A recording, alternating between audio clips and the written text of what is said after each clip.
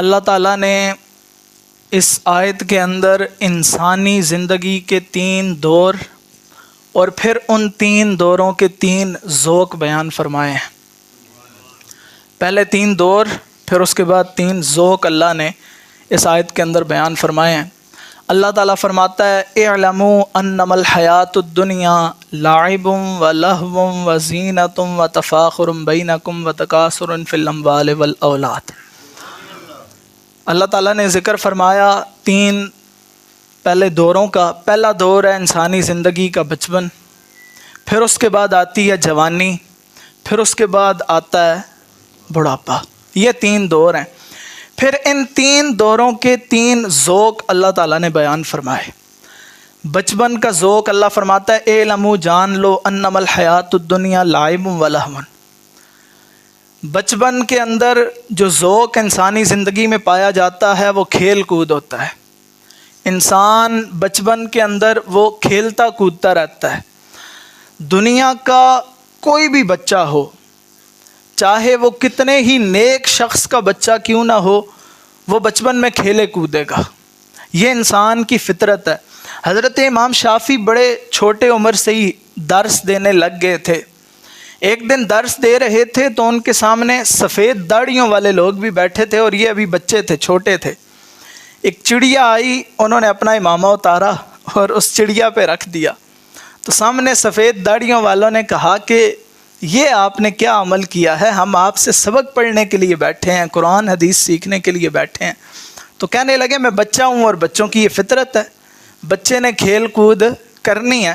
بعض دفعہ ہمارے ہاں بھی جب بچے کھیلتے کودتے ہیں، شرارتیں کرتے ہیں، لوگ ان پہ ناراض ہوتے ہیں۔ مسجد میں کبھی کبھار بچے آ جائیں نا، لوگ ان پہ ناراض ہونے لگ جاتے ہیں کہ یہ شرارتیں کیوں کر رہے ہیں، یہ کھیل کود کیوں کر رہے ہیں۔ جبکہ میرا نظریہ اس سے بڑا مختلف ہے۔ وہ یہ ہے کہ اگر بچہ بچپن میں شرارتیں نہ کرے، وہ کھیلے کودے نہ، تو اسے ڈاکٹر کو چیک کروانا چاہیے۔ اور اگر ایک بوڑھا آدمی بڑھاپے میں شرارتیں کرے، کھیلے کودے، اسے بھی ڈاکٹر کو چیک کروانا چاہیے۔ تو بچہ ہے، بچے نے کھیلنا ہے، اس نے شرارتیں کرنی ہیں۔ آپ اپنا کام کرتے رہیں، وہ اپنا کام اب قرآن بھی کہہ رہا ہے، بچپن کا ذوق قرآن بیان کر رہا ہے نا، لعب و لہو۔ تو بچپن میں بچہ کھیلتا کودتا رہتا ہے۔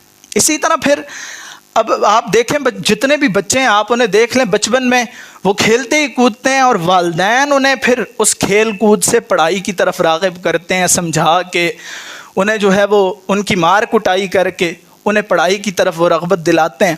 اب یہ قرآن پاک کی ایک آیت ہے اور اس میں 3 دور اور 3 ذوق۔ پہلا ذوق میں نے بیان کر دیا۔ اچھا، رات کو میں تراویح میں یہ آیت پڑھ رہا تھا تو میری توجہ ان 3 ذوقوں کی طرف تراویح کے اندر ہی چلی گئی۔ میری یہ عادت ہے، ایک تو میں تراویح کے اندر قرآن پاک کی تلاوت آہستہ کرتا ہوں اور پھر میں ساتھ ساتھ ترجمے پہ میری ہمیشہ نگاہ رہتی ہے۔ میں ان بچوں کو بھی کہتا ہوں میری غلطی کم اسی لیے آتی ہے کہ وہ اکثر میری توجہ ترجمے پہ ہوتی ہے، جس کی وجہ سے غلطی کم آتی ہے۔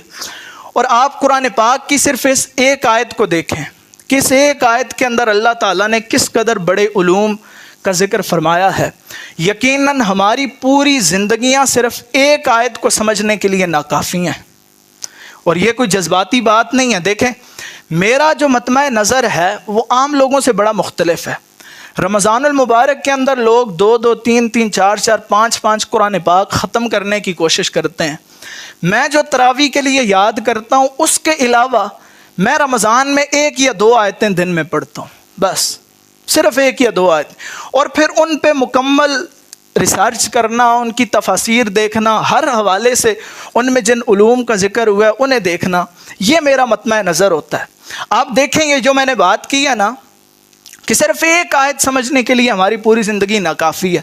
آپ کو اب میرا موضوع کچھ اور ہے، بات کچھ اور کرنی ہے، بہرحال یہ کر کے میں اس طرف آتا ہوں۔ آپ دیکھیں قرآن پاک کی پہلی آیت ہے الحمدللہ رب العالمین۔ اللہ کہتا ہے تمام تعریفیں اس رب کے لیے جو تمام جہانوں کا پالنے والا ہے۔ خدا کی قسم آپ اس ایک آیت کو سمجھنے کے لیے اپنی پوری زندگی لگا دیں، اس آیت کو سمجھنے کے لیے آپ کی پوری زندگی ناکافی ہے۔ اس آیت کے اندر اللہ نے 3 بڑے علوم کا ذکر فرمایا ہے، تمام تعریفیں، تمام جہان اور پھر پلنے والا پلنے والی تمام پالنے والا اور پلنے والی تمام مخلوقات. اب آپ کو تمام تعریفیں جاننے کے لیے دنیا کے 7,000 مذاہب کو پڑھنا پڑے گا جو اس وقت ان کی باقیات پوری دنیا میں موجود ہیں. دنیا کے سارے لٹریچر کو آپ کو پڑھنا پڑے گا کہ دنیا میں کیسی تعریفیں ہوئیں اور کیسی تعریفیں ہو رہی ہیں. اس وقت جو انسان کی تعریف ہوتی ہے یا کسی اور چیز کی تعریف ہوتی ہے وہ دراصل اس کی تعریف نہیں ہو رہی ہوتی, وہ دراصل خالق کی تعریف ہو رہی ہوتی ہے جس نے وہ اسے حافظہ دیا ہے, جس نے اسے وہ طاقت دی ہے, جس نے اسے وہ قوت دی ہے. تو آپ کو 7,000 اور پھر ہر طرح کی آپ کو تعریفوں کے بارے میں جاننا پڑے گا, لٹریچر پڑھنا پڑے گا. پھر اگر آپ تمام جہانوں کی طرف آئیں تو تمام جہانوں کو جاننے کے لیے آپ کو کاسمالوجی کا سارا علم شروع سے اول سے لے کے آخر تک سارا پڑھنا پڑے گا. ساری سائنس آپ کو پڑھنی پڑے گی اور آپ یقین جانیں آپ کی یہ زندگی ناکافی ہے, آپ نہیں پڑھ سکتے. اور پھر کاسمالوجی کا جو علم اس وقت پوری دنیا میں موجود ہے, اس وقت کہا جاتا ہے کہ صرف 1% موجود ہے, 99% ابھی تک دریافت ہی نہیں ہوا جو تمام جہانوں کے بارے میں. پھر اس کے بعد آپ دیکھ لیں یہ پورا اس آیت کو سمجھنے کے لیے آپ کی زندگی ناکافی ہے. تو میری عادت یہ ہے میں کوشش کرتا ہوں ایک آیت پڑھوں لیکن اس پہ مکمل جو ہے وہ اسے پڑھا جائے, اسے سمجھا جائے, اسے دیکھا جائے اللہ ہم سے کہنا کیا جا رہا ہے, اللہ بات کیا کر رہا ہے ہم سے. اب آتے ہیں اس طرف میں جس آیت کا ذکر کر رہا تھا. اعلموا, اللہ نے پہلا دور بیان فرمایا بچپن, اور پھر اس کا ذوق بیان فرمایا کہ بچپن کے اندر انسان کھیلتا کودتا ہے. پھر اللہ کہتا ہے دوسرا دور آتا ہے جوانی کا. جوانی میں اللہ کہتا ہے جوانی کا ذوق ہے اعلموا انما الحیات الدنیا لعب ولہو وزینۃ وتفاخر بینکم. اللہ کہتا ہے جوانی میں انسان زیب و زینت اختیار کرتا ہے اور دوسروں کے مقابلے میں فخر کرتا ہے. آپ دیکھیں جب بھی کوئی جوان جوانی میں داخل ہوتا ہے تو وہ اچھے کپڑے پہنتا ہے, وہ نئے نئے جوتے خریدتا ہے, وہ نئی نئی ڈیزائن کی جو ہے وہ چیزیں گھڑیاں خریدتا ہے, وہ اپنے لیے زیب و زینت اختیار کرنے کی وہ کوشش کرتا ہے جتنی اس سے ہو سکتی ہے. ہر طبقہ ہائے زندگی سے تعلق رکھنے والا شخص جب جوان ہوتا ہے تو وہ اگر آپ اسے کہیں جوانی میں کہ وہ بچپن کی بلوریں, وہ بچپن کی گڈیاں, وہ پلاسٹک کی کاریں, وہ اگر تمہیں اب جوانی میں دی جائیں تو وہ کہے گا اب شرم آتی ہے, آپ جوان ہو گئے. تو جوانی کا الگ ذوق ہے. پھر جب انسان بڑھاپے میں جاتا ہے تو تیسرا ذوق شروع ہو جاتا ہے. اللہ کہتا ہے وہ تیسرا ذوق ہے وَتَكَاثُرٌ فِي الْأَمْوَالِ وَالْأَوْلَادِ. جب بندہ بوڑھا ہوتا ہے پھر اس کے اندر مال میں ایک دوسرے سے آگے بڑھنے کی خواہش اور اولاد کے معاملے میں دوسروں سے آگے بڑھنے کی خواہش پیدا ہو جاتی ہے. وہ چاہتا ہے میں دوسروں سے مال میں آگے بڑھوں. اسی وجہ سے جب بڑھاپا آتا ہے تو انسان کے اندر فطری طور پہ کنجوسی آ جاتی ہے. فطری طور پہ کنجوسی اسی وجہ سے آ جاتی ہے کہ اس کے اندر مال کی, پیسے کی محبت بڑھ جاتی ہے. اور یہ اللہ کہہ رہا ہے, قرآن کہہ رہا ہے, فطری ہے. اور پھر دوسروں کے مقابلے میں اولاد کی کامیابی انسان چاہتا ہے. فلاں کے بیٹے کا گریڈ اتنا ہے, میرا اس سے ذرا اچھا گریڈ مل جائے میرے بیٹے کو. فلاں کا بیٹا اس ملک میں ہے, میرا ذرا اس سے اچھے کسی ملک میں چلا جائے. فلاں کا بیٹا اتنی تنخواہ لے رہا ہے اور یہ کام کر رہا ہے, میرے بیٹے کی ذرا تنخواہ اچھی ہو جائے. انسان کے اندر یہ کوششیں یہ آ جاتی ہیں. اب اللہ یہ 3 دور بیان کرنے کے بعد آگے ایک چوتھے دور کا ذکر بھی کرتا ہے. اور وہ چوتھا دور ویسے تو یہ آیت کافی لمبی ہے لیکن اس کے آخری لفظ یہ ہیں وَمَا الْحَيَاةُ الدُّنْيَا إِلَّا مَتَاعُ الْغُرُورِ. اللہ کہتا ہے دنیا کی زندگی نہیں ہے مگر دھوکے کا سامان. دنیا کی زندگی نہیں ہے مگر دھوکا. یہ اللہ چوتھا دور. اللہ کہتا ہے بچپن, پھر جوانی, پھر بڑھاپے پہ ہی بس نہیں, وجاءت سکرۃ الموت. ان 3 دوروں کے بعد چوتھا دور بھی آنا ہے اور اس دور کو موت کہتے ہیں. اب جس طرح جوانی کے اندر انسان کو بچپن کے اندر انسان کو جوانی کی فکر نہیں ہوتی. آپ جو ہے وہ جو لوگ آپ بچے جو ہیں آپ انہیں جتنا سمجھائیں انہیں جوانی کی کوئی فکر نہیں ہوگی. بہت کم ایسے بچے ہیں جو بچپن میں جوانی کی فکر کرتے. جوانی میں انسان نہیں اس بات کی طرف دھیان کرتا کہ ایک دن میرے جو ہے وہ یہ سارے قوی مزمحل جو ہیں یہ ڈھیلے پڑ جائیں گے, یہ بازو کی طاقت کمزور پڑ جائے گی, یہ ٹانگیں کمزور ہو جائیں گی, یہ آنکھوں کی روشنی کمزور ہو جائے گی, یہ آنکھوں کے ساتھ مجھے انٹینا لگا کے یوں سننا پڑے گا. یہ چیزیں انسان بچپن میں نہیں سوچتا. اسی لیے وہ زینت بھی اختیار کرتا ہے، اور اسی لیے وہ دوسروں کے مقابلے میں فخر اور تکبر بھی کرتا ہے جو قرآن کہہ رہا ہے۔ تو پھر بڑھاپے میں جا کے انسان، آپ بوڑھے کو آپ جتنا مرضی بڑھاپے میں کہیں کہ اب بوڑھے ہو گئے ہو، اب آخرت کی فکر کرو، لوگوں کا جو مال لوٹا ہوا ہے واپس کر دو، لوگوں کو بیٹیوں کا حصہ دے دو، بہنوں کا حصہ دے دو، کوئی بیٹیوں کا خیال کر لو، کوئی اپنے جو ہے وہ کوئی اپنی بہنوں کا نہیں خیال کرے گا، اس کے اندر مال کی نہیں۔ اللہ کہتا ہے یہ چیز جو دور ہے، اور پھر اس دور کے اندر وہی ذوق ہوگا۔ آپ یقین جانیں، خدا کی قسم، انسان کو جوانی میں بچپن کی نادانیوں پہ اتنا افسوس نہیں ہوتا، پھر بڑھاپے میں آ کے انسان کو جوانی کی شوخیوں پہ اتنا افسوس نہیں ہوتا جتنا افسوس اور جتنی ندامت انسان کو چوتھے دور میں داخل ہونے کے بعد ان 3 دوروں پر ہوگی۔